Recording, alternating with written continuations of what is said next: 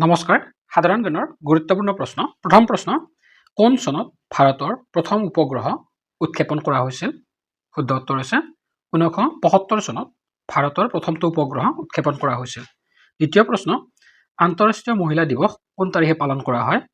শুদ্ধ উত্তৰ হৈছে আন্তঃৰাষ্ট্ৰীয় মহিলা দিৱস পালন কৰা হয় 8 মাৰ্চ তাৰিখে অপচন সি হৈছে শুদ্ধ উত্তৰ ডুৰাণ্ড কাপ কোনবিধ খেলৰ লগত জড়িত শুদ্ধ উত্তৰ ডুৰাণ্ড কাপৰ লগত জড়িত খেলবিধৰ নাম হৈছে ফুটবল ভাৰতীয় সংবিধানত কিমানটা ভাষাৰ স্বীকৃতি দিয়া হৈছে শুদ্ধ উত্তৰ হৈছে ভাৰতীয় সংবিধানত বৰ্তমান স্বীকৃতি দিয়া ভাষাৰ সংখ্যা হৈছে 22টা ভাৰতৰ প্ৰথম উপগ্ৰহটোৰ নাম কি উত্তৰ ভাৰতৰ প্ৰথম উপগ্ৰহটোৰ নাম হৈছে আৰ্যভট্ট বাংলাদেশৰ ৰাষ্ট্ৰীয় খেল কি শুদ্ধ উত্তৰ হৈছে বাংলাদেশৰ ৰাষ্ট্ৰীয় খেল হৈছে কাবাডী তাৰে পিছৰ প্ৰশ্ন আকবৰনামা কোনে লিখিছিল শুদ্ধ উত্তৰ হৈছে আকবৰনামা লিখিছিল অপচন এ আবুল ফজলে ফ্ৰন্টিয়াৰ গান্ধী বুলি কাক জনা যায় শুদ্ধ উত্তৰ হ'ব ফ্ৰন্টিয়াৰ গান্ধী বুলি জনা যায় অপচন সি আব্দুল গফৰ খানক সৰোজিনী নাইডু কোন চনত ভাৰতীয় জাতীয় কংগ্ৰেছৰ সভানেত্ৰী আছিল শুদ্ধ উত্তৰ হৈছে সৰোজিনী নাইডু ভাৰতীয় জাতীয় কংগ্ৰেছৰ সভানেত্ৰী আছিল 1925 চনৰ অধিৱেশনৰ মাহমুদ গজনীয়ে কিমানবাৰ ভাৰত আক্ৰমণ কৰিছিল শুদ্ধ উত্তৰ হৈছে মাহমুদ গজনীয়ে মুঠ ভাৰত আক্ৰমণ কৰিছিল 17 বাৰ অপচন এ হৈছে শুদ্ধ উত্তৰ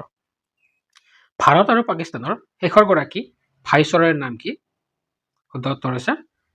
ভাৰত আৰু পাকিস্তানৰ শেষৰ গৰাকী ভাইচৰয়ৰ নাম হৈছে option D lord Mountbatten Konark সূৰ্য মন্দিৰ কোনখন ৰাজ্যত অৱস্থিত শুদ্ধ উত্তৰ হ'ব কোনাৰ্ক সূৰ্য মন্দিৰ অৱস্থিত উৰিষ্যা ৰাজ্যত অপচন এ হৈছে শুদ্ধ উত্তৰ ভাবা পৰমাণু অনুসন্ধান কেন্দ্ৰ ক'ত অৱস্থিত বা কোন ঠাইত অৱস্থিত শুদ্ধ উত্তৰ হৈছে ভাবা পৰমাণু অনুসন্ধান কেন্দ্ৰ অৱস্থিত অপচন সি অন্ধ্ৰপ্ৰদেশত মানুহৰ তেজৰ পিএইচৰ মান কিমান শুদ্ধ উত্তৰ হৈছে মানুহৰ তেজৰ পিএইচৰ মান হৈছে 7.4 অপচন বি হৈছে শুদ্ধ উত্তৰ ভাৰত ত্যাগ আন্দোলন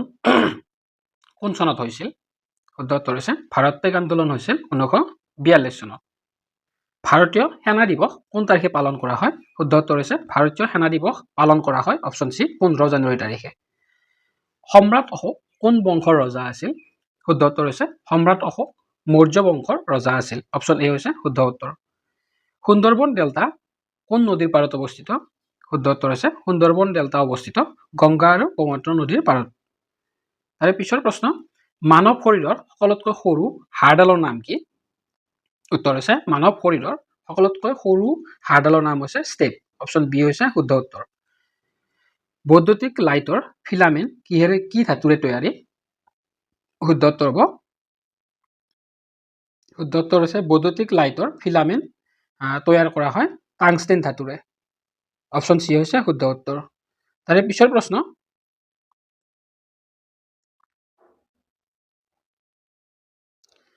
মোগল সাম্ৰাজ্যৰ প্ৰথম শাসকগৰাকীৰ নাম কি শুদ্ধ উত্তৰ হৈছে মোগল সাম্ৰাজ্যৰ প্ৰথমগৰাকী শাসকৰ নাম হৈছে অপচন এ বাবৰ পঞ্চতন্ত্ৰ গ্ৰন্থৰ লিখক কোন শুদ্ধ উত্তৰ হৈছে পঞ্চতন্ত্ৰ গ্ৰন্থৰ লিখকজনৰ নাম হৈছে অপচন বি বিষ্ণু শৰ্মা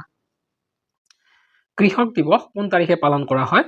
শুদ্ধ উত্তৰ হৈছে কৃষক দিৱস পালন কৰা হয় অপচন এ 23 ডিচেম্বৰ তাৰিখে কিমান বছৰৰ মূৰত কুম্ভ মেলা উদযাপন কৰা হয় শুদ্ধ উত্তৰ হৈছে কুম্ভ মেলা উদযাপন কৰা হয় 12 বছৰৰ মূৰত অপচন সি হৈছে শুদ্ধ উত্তৰ মৌৰ্য বংশৰ শেষ ৰজাজনৰ নাম কি উত্তৰ হৈছে মৌৰ্য বংশৰ শেষ ৰজাজনৰ নাম হৈছে অপচন এ বৃহদ্ৰত কোন চনত ভাৰতীয় জাতীয় কংগ্ৰেছৰ অধিৱেশনত বন্দে মাতৰম গীতটো গোৱা হৈছিল শুদ্ধ উত্তৰ হৈছে 1896 চনৰ ভাৰতীয় জাতীয় কংগ্ৰেছৰ অধিৱেশনত পোনপ্ৰথমবাৰৰ বাবে বন্দে মাতৰম গীতটো গোৱা হৈছিল হুমায়ুন নামা কোনে ৰচনা কৰিছিল উত্তৰ হৈছে হুমায়ুন নামা ৰচনা কৰিছিল অপচন বি গুলবদন বেগমে মধ্যকালত কোনটো বংশই দক্ষিণ ভাৰত শাসন কৰিছিল শুদ্ধ উত্তৰ মধ্যকালত দক্ষিণ ভাৰত শাসন কৰা বংশটোৰ নাম হৈছে অপচন এ কুষাণ বংশ ক্ষমা কৰিব চোল বংশ অপচন ডি হৈছে শুদ্ধ উত্তৰ শ্বেৰশাহ চুৰীৰ কবৰ কোন স্থানত অৱস্থিত উত্তৰ হৈছে শ্বেৰশাহ চুৰীৰ কবৰ অৱস্থিত অপচন এ সাসাৰামত অপচন এ হৈছে শুদ্ধ উত্তৰ সত্যনাৰায়ণ জয়তে উপনিষদৰ কোনটো ভাগৰ উত্তৰ হৈছে সত্যমেৱ জয়তে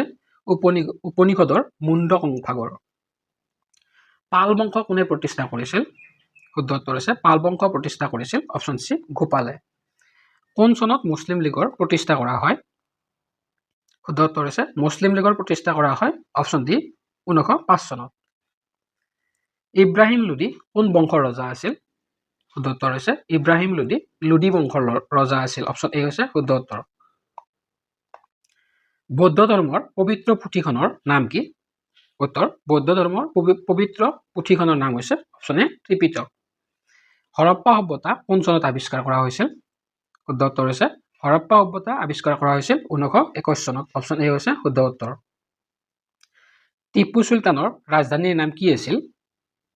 শুদ্ধ উত্তৰ টিপু চুলতানৰ ৰাজধানীৰ নাম হৈছে অপশ্যন বি শ্ৰীৰংগপট্টনম অপশ্যন বি হৈছে শুদ্ধ উত্তৰ। ভাৰতৰ কোকিলা বুলি কাক কোৱা হয়? শুদ্ধ উত্তৰ হৈছে ভাৰতৰ কোকিলা বুলি কোৱা হয় সৰোজিনী নাইডুক অপশ্যন এ হৈছে শুদ্ধ উত্তৰ। তাৰে পিছৰ প্ৰশ্ন বেনাৰস হিন্দু বিশ্ববিদ্যালয় কোনে স্থাপন কৰিছিল বা কোনজন ব্যক্তিয়ে স্থাপন কৰিছিল? শুদ্ধ উত্তৰ হৈছে বেনাৰস হিন্দু বিশ্ববিদ্যালয় স্থাপন কৰা ব্যক্তিগৰাকীৰ নাম হৈছে অপশ্যন এ মদন মোহন মালৱীয়া। কোনটো ভিটামিনৰ বাবে দেহত তেজ গোট মাৰাত সহায় হয়? শুদ্ধ উত্তৰ হৈছে ভিটামিন কেৰ বাবে দেহত তেজ গোট মাৰাত সহায় হয়। তো আজিৰ ভিডিঅ'ৰ ইমানখিনি আছিলে, ধন্যবাদ।